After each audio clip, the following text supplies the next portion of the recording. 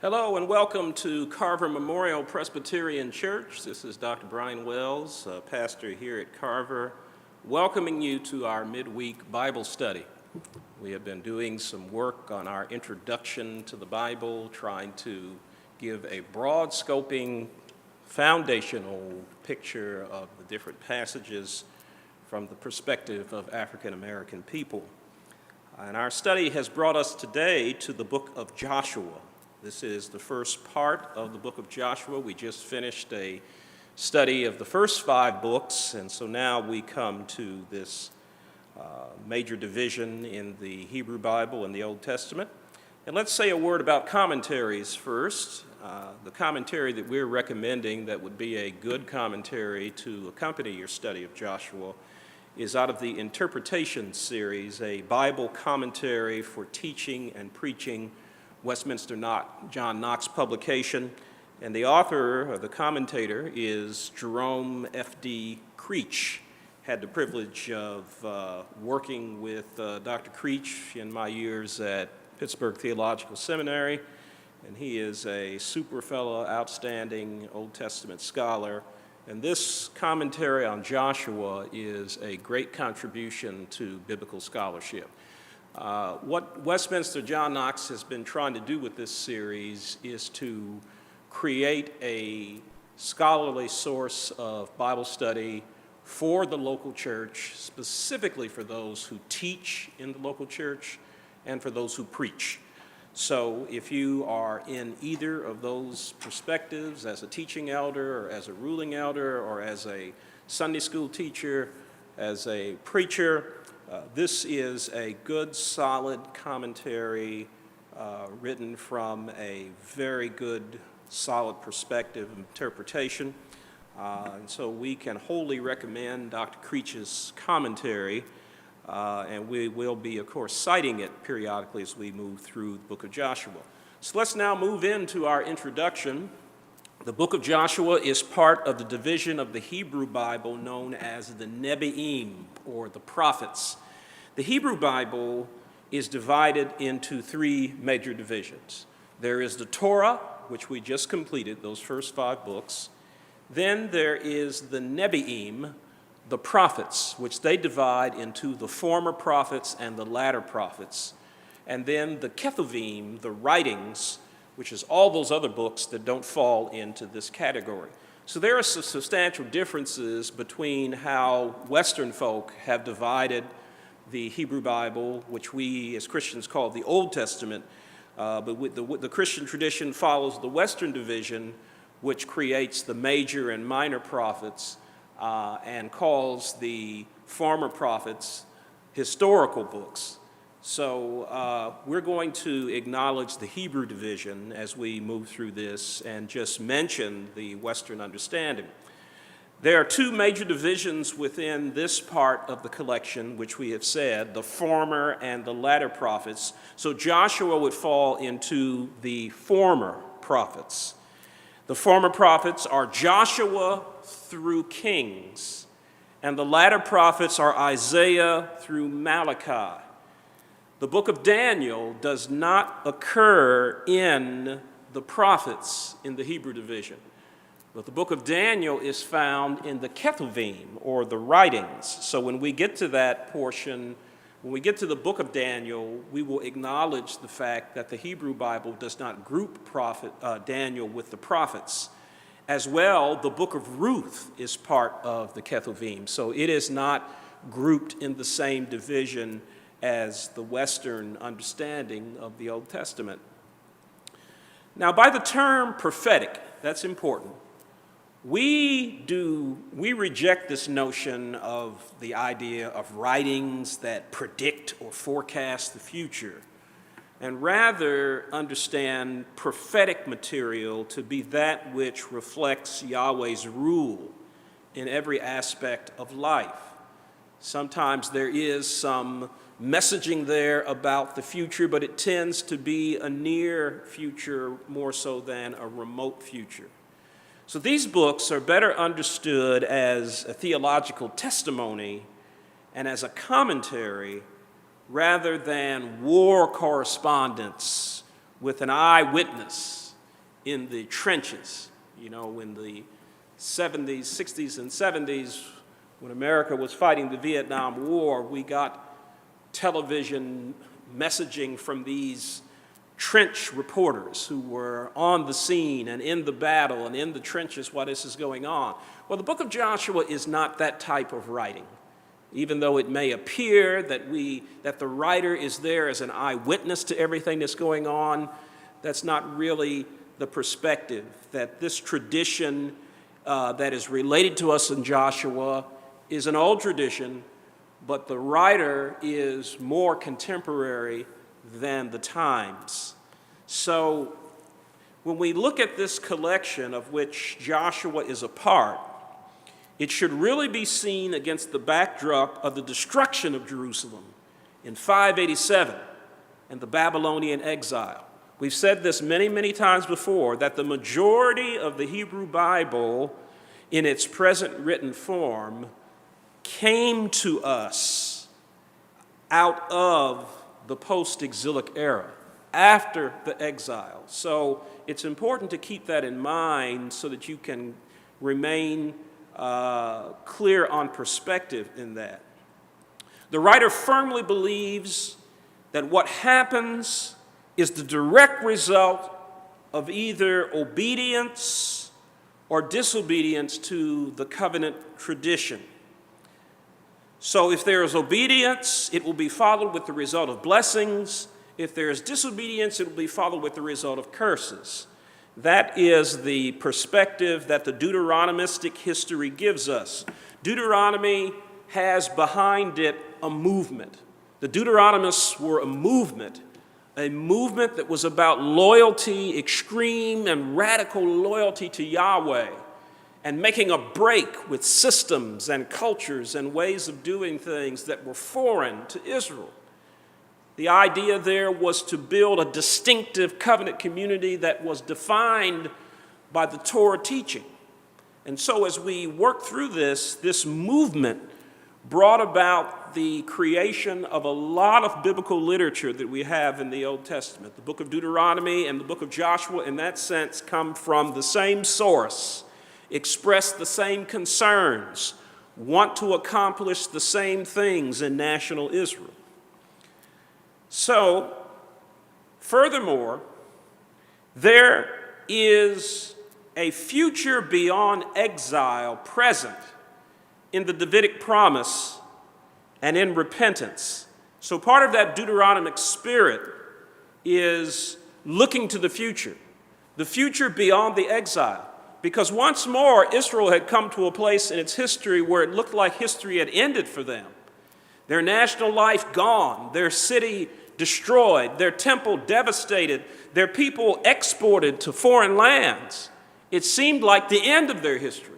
But here comes that Deuteronomistic spirit pointing to the potential of a future even beyond something as catastrophic as the Babylonian exile. But all contingent on a return to the authentic self that is represented in covenant obedience.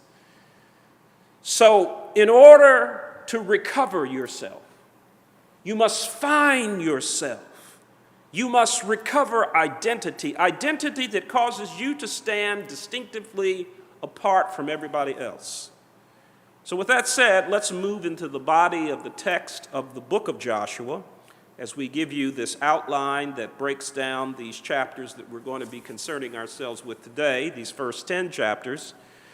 The first chapter, of course, deals with preparation for the conquest of the land. Remember, the story left us with Israel basically on the border of the promised land, about to enter in. Moses has died, and now he is gone.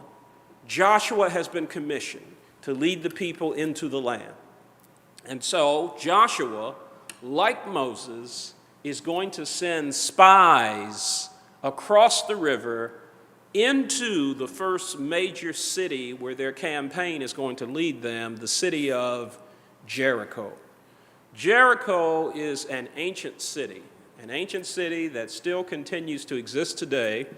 And if you were to visit the land of Israel and go to the city of Jerusalem, you would find that road called the road to Jericho, which is still there, and the city of Jericho, just a stone's throw away from the city of Jerusalem.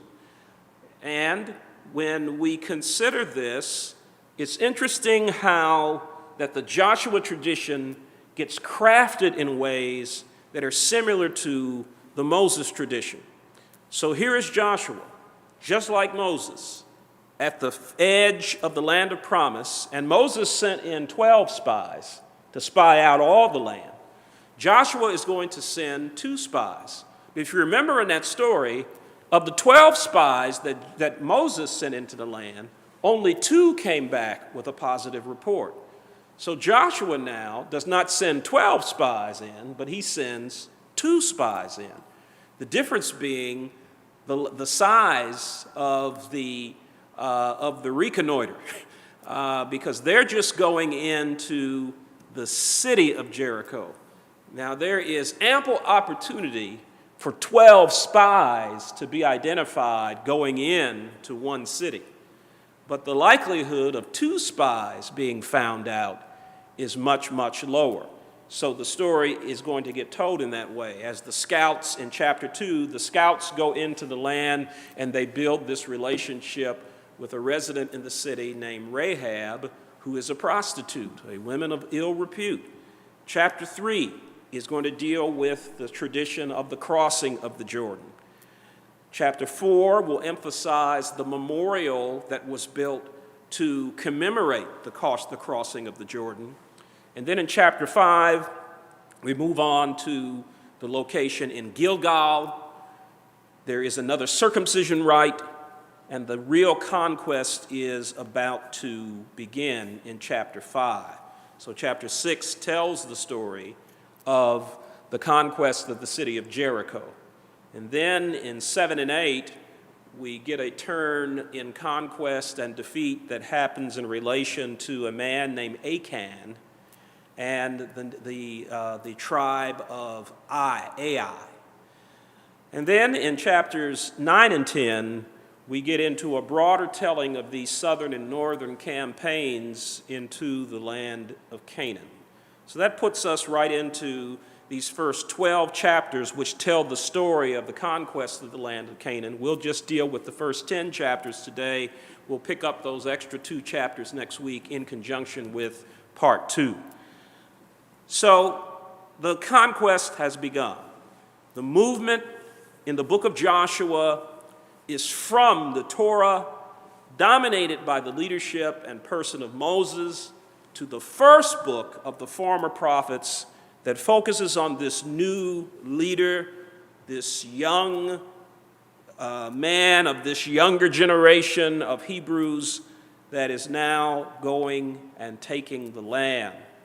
And even though the content of the stories is about what we would consider to be violence and military conquest, the author prefaces the success of Israel by either their covenant obedience or disobedience. And I think it is proper to say a word here about violence, because from our perspective, this is a very violent book, because it is dealing with Israel being sent into the land to conquer these different tribes, and they have been given a mandate called the herem, or the ban. And the idea there is no one is to be left alive, that they're to go in and wipe out everybody and spare nothing except the gold and the silver that they find. Now, from our perspective, we would consider this book to be a book that has and demonstrates excessive violence. But we often fail to think that what we're seeing in this book is clearly warfare of the Israelites against Canaanites. And we have this modern concept of what we call a just war. A just war is a war that we have been reluctantly forced to fight, really. You know, we try to avoid war, we try to negotiate, we try to go to the table and talk things out. But when we've exhausted all of those avenues, then war often becomes that which happens. The question that we often ask ourselves, is this a just war? Is this a war that we had no choice but to fight? So when we start looking at the history of America in relation to war, we would look at something like World War II and call that a just war because of the danger of fascism taking planet Earth and the types of anti-people policies and excessive use of force and power in the worst ways imaginable, genocide on mass basis. So the obligation of America to enter that war was seen as one that was necessary, and we considered it a just war. Now, we could also talk about the wars that were not so just, where our objectives were not noble, where our desire was selfish, where what we were trying to do was use a war to eliminate certain elements within our society and undermine certain movements in our society. So I think the conversation about violence, whether we're talking about individually or collectively, is certainly one that we need to have, because certainly there is too much violence in our world. Whether we talk about gun violence that we read about every day in the unnecessary taking of life by misguided individuals, the violence that we see among our youth within our community, the collective violence of warfare in our world that we see in Russia and Ukraine, all of these things certainly need to be understood, talked about, avoided, educated beyond. We have got to find ways to accomplish things without violence. Dr. King believed that way, Mahatma Gandhi believed that way, I believe that way. But as we go through this book of Joshua, it's important to try to understand what's happening. It is warfare. It is warfare that is considered to be just warfare by the writers of this book. So as we go through this book, we want to be aware of that, and we also want to be aware of areas in which the whole idea of the harem is not that which is done, where exception is taken to that. And we're going to see an exception to it immediately as the spies go into the city of Jericho. But notice what verses 8 and 9 say in this first chapter. This book of the law shall not depart out of your mouth. You shall meditate on it day and night, so that you may be careful to act in accordance with all that is written in it. For then you shall make your way prosperous, and then you shall be successful. I hereby command you, be strong and courageous. Do not be frightened or dismayed, for the Lord your God is with you wherever you go. This is the promise made to Joshua as he embarks out on this mission of taking the people into the land of promise. We're going to say more about just war as we work through this lesson today. But chapters 2 and 6 connect together to tell the whole story of the city of Jericho, which is the first city of conquest in Canaan after the Israelites have crossed into the Jordan. Now, while it celebrates their victory as a wonder of God's power, it also takes seriously the complexity of the relationships with the non-Israelite population, as Rahab's obedience and support warrants a separate peace. So this is what we were saying before. They had been told to wipe out Jericho and spare no one, but because Rahab helped them and tried to work towards the peace, she is spared and her whole family is spared. They are told, when we come back to the city, make sure that all the people you care about are with you in your domicile, and hang that scarlet cord out the window, because she had one of those domiciles that was adjacent to the wall of the city, so that her window could see out beyond the wall. Hang that cord there, and when we come, all that are in your household will be spared. That's what happened, and that's what was done. And so immediately we see that it's much more complex than just going in and wiping people out, but those that are willing to work towards the peace, those who are willing to plot a different type of trajectory, are to be honored and respected, are to be related to, and relationship is to be established. And that's what happens in the Rahab story. The spies come in, she gives them sanctuary, she is fully aware that the Hebrews are coming, that God is with them, and that the cities will fall to them.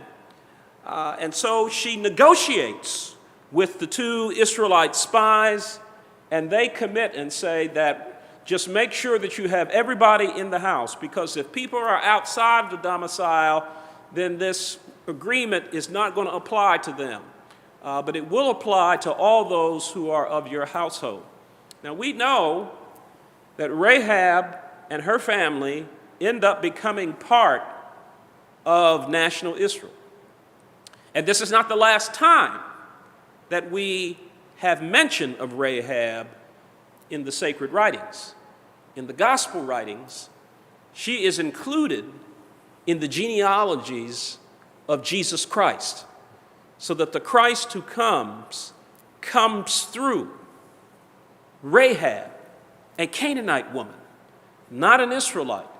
So the stage is being set in such a way that the New Testament writers are able to see the value of those who are outside of the traditional boundaries of Israelite life, to understand that God is the God of all nations and all peoples, and God may use and work through anyone that God chooses, and that those who are people of faith must learn to respect that and to honor that in ways that they can see the importance of the extended community that God is desiring to build. And that's what happens. She shields them, and when the Israelite army comes, and this is probably, the story of Jericho is told with more detail than any of these conquest stories, how they surround the city and blow trumpets and stomp and make noise and call on God. And we know the story that Joshua, in the spiritual, the Negro spiritual has captured this in the classic Joshua fit the battle over Jericho, and the walls came tumbling down. So the walls fell as they had marched around the city 7 times, and God had given the city to them, and they conquered the city of Jericho, but spared all of Rahab's household. So the image is one of gaining victory against overwhelming odds. That's how our ancestors drew on this story to inspire our people in our struggle, because we were very much like the Israelites in that sense, and this great battles that they had to fight and win to achieve their goal. So this is the image that was given, that the walls of Jericho were considered to be impregnable. But what happened? Because of the collective coming together of the people in battle and in resistance and in struggle, they were able to collapse those walls and to be successful in their conquest of the land. So we're going to see that complexity take place a number of times here, so that there is consistently a window of opportunity for negotiation and peace that counters the teaching of the harem or the ban. But as we move on deeper into this story, we find the telling of the crossing of the Jordan is portrayed as we see a replication of a very Exodus-like event. Furthermore, it is cast as an event that warrants a liturgical reenactment and explanation. So they come to the Jordan River, and they are told to allow the priests to lead them across, carrying the ark. And as the priests step into the waters began to recede, just like the crossing of the Sea of Reeds.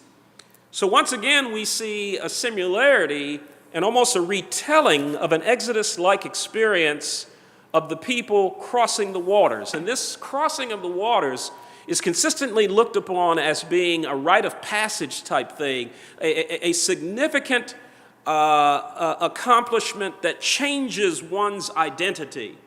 Because as long as they were on one side of the Sea of Reeds, they were runaway slaves. But once they crossed the waters, they became a free people. And in this same way, this wandering desert community, as it is on one side of the river, is that, but as it crosses the river to the other side, they have become a nation established in the land that will become the land of Israel. So Joshua instructs them to gather stones that will be placed at this place as a reminder of how they crossed the river there. You know, it's important that when God brings us through significant milestones in our lives, that we have a way of commemorating that so that we don't forget it. And that's important for us and for coming generations of our families and communities. We have to find ways to help them to remember that they are connected to a people and a purpose, that they are connected to a benevolent God who has done great things for the welfare and well-being of the people. If we don't help coming generations to remember these things, this will be lost. These will be lost lessons. And you know what happens with lost lessons? Either one or two things. You have to learn the lesson again, or you don't learn the lesson at all. Now, with this being Black History Month, we can't afford the luxury as a people to forget these monumental things that have happened, these achievements that have come to pass, these milestones that we have achieved. It would really, really, really be tragic and an awesome setback to let this escape merely because we've become derelict in our duty about helping to commemorate the history. That's why we need Black History Month. Now, for African American churches, it's Black History Month every month because any people have got to continue to interpret and speak out of their journey, out of their experience, and relate the being of God to who they are. That's always the responsibility of any people. But Black History Month is really about reminding ourselves of the fact that we need to be reminded, and of doing special things that are commemorative and call us in dynamic ways to ritual or liturgic reenactment. Now, whenever we share Holy Communion, we're doing that, liturgic reenactment. We are walking through the sacred history again that brought our faith community together to begin with. When Jesus broke the bread and shared the cup and said, "This is the new covenant, this is the new thing that God is doing, this is the new community that God is calling together," whenever we share communion, we are reenacting that liturgical moment. And that's important. It is the way that we stay connected to our understanding of God and connected to our responsibility to each other. So that's huge. In chapter 7, it relates Israel's defeat by Ai. So they had this tremendous victory over Jericho. They had practiced the ban, and they had spared those that found peace.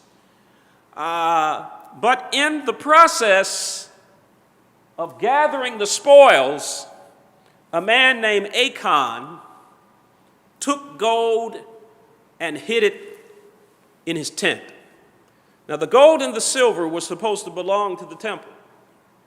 Nothing was to be taken for personal gain, but Achan becomes greedy.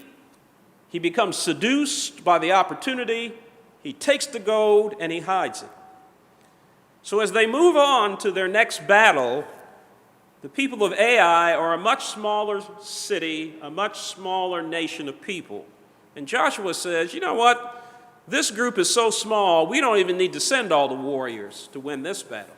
So they just sent a few of the Israelite warriors. But the men of Ai totally defeated the Israelites and put them to flight.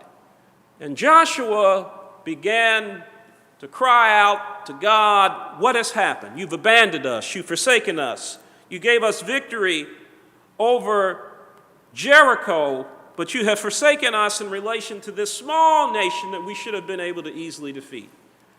And God's response is, why are you crying out? The problem is not who you fought. The problem is the sin that's in your camp. Somebody has broke the peace. Somebody has broke the covenant. The greed factor kicked in and fractured Israel's community. And the tragic thing that's even worse than Achan's sin is the fact that nobody knew it. They had a serious internal problem that nobody was aware of except God. See, we've got to have our stuff together in such a way that we are able to gauge our internal health. And when things aren't right internally, you can about guarantee that our outcomes won't be celebratory as we try to move out. We got to have our house together. We can't save the world until we first saved ourselves. So that's important. So they discover Achan's sin and they call him to accountability, and he confesses his crime, and as a result of it, he's executed via stoning. And then Yahweh tells them, now you will be victorious because you have dealt with the sin in the camp. And so they go forward and they defeat the men of Ai, and they move on in their story. Then as we transition into chapter 9, we hear the story of the Gibeonites, which is similar in a lot of ways to Rahab's situation. Rahab was able to negotiate a peace independent of the outcome of the Jericho conquest. And the Gibeonites are equally shrewd in how they deal with the Israelites. They put on old garment and they try to play the part of this people that have come from a foreign land way beyond the land of Israel, and they want to become a part of the Israelites. In reality, these are the men of Gibeon, who are the next city that is on the list for conquest. So they sense that the only way out is to negotiate a separate peace. And they do that. They do it in a shrewd way that does not reveal their identity. And when Joshua becomes aware, after they've negotiated this peace, then the peace has to be honored. Unfortunately, they choose to enslave the Gibeonites, which offers an explanation of their status within the Israelite society. So it explains how they became servants of the Israelites, this particular story. But nevertheless, the text wants to suggest that the potential of a future is better than no potential at all. And so Rahab and the Gibeonites represented individuals who had the shrewdness and the audacity to choose the path of peace rather than the path of warfare. And as a result of that, they had a future. It may not have been an ideal future, but it was a better future than they would have had by standing in solidarity in resistance and warfare. Chapters 10 are going to talk about the remainder of Joshua's successful military campaigns. That's going to go all the way through chapter 12 as well, as 12 starts to offer us a complete list of all these conquered kings from Moses to Joshua. We get the famous episode in chapter 10 of Joshua's request for the sun to stand still as they are in battle. You know, battle was always fought in the daytime in ancient world, and Joshua said, if I could just have a little more sunlight, we can win this battle. And God gave him more time to fight that battle. And so we have this marvelous story of the sun standing still. Now, there are 3 scholarly opinions about this section of Joshua that represents and gives us a shape of how the conquest went on. The first idea is that the conquest was this sweeping onslaught by which Israel took the land with great military efficiency and just won every battle that they got into. That's one way of looking at it. But then a second way is that the conquest was a progressive infiltration by smaller groups here and there by which they gradually took the land. That's going to be the perspective that's offered to us in the book of Judges. That this thing was not as cut and clean as it might have thought to have been, but it was something that took time over an extended period of time and was much more about infiltration and progress that eventually was able to capture the land. And then another perspective is that the conquest also involved an internal struggle in the land between conflicted elements of the Canaanite population. Well, that was certainly true. The Philistines were there, the Phoenicians were there. There were all of these tribes, and they were often hostile towards each other. So conquest in this sense was kind of seen as eventually one element rising to the top and becoming the more dominant. The peasantry under Joshua's leadership and in the name of Yahweh mounted a successful overthrow of the elite city-states and their exploitive systems in favor of a different social economic order. The messaging seems to come through with that because, why is God driving these nations out? It's because they were unjust. They were exploitive. So in one perspective, we can see Yahweh using one nation to exact retribution against other nations that have been unjust and unfair. In the Deuteronomistic tradition, they keep repeating that. Because I am using you to drive out these nations before you for their unjust ways, but if you get into the land and become unjust, I will use other nations to drive you out. That's an explanation of the Babylonian captivity. So as we think about Joshua's book, we're going to get this perspective that talks about conquest, but conquest probably wasn't as cut and clean as we may think. It was probably much more gradual and took much longer. And when we tie in the Joshua perspective with Judges, we certainly get that. Well, of course, in the history of black preaching, one of the most famous black preachers is the former slave John Jasper, whose marvelous orations and sermons were well known all over the post-war South after the Civil War, and his sermons, several of his sermons have become classics of literature.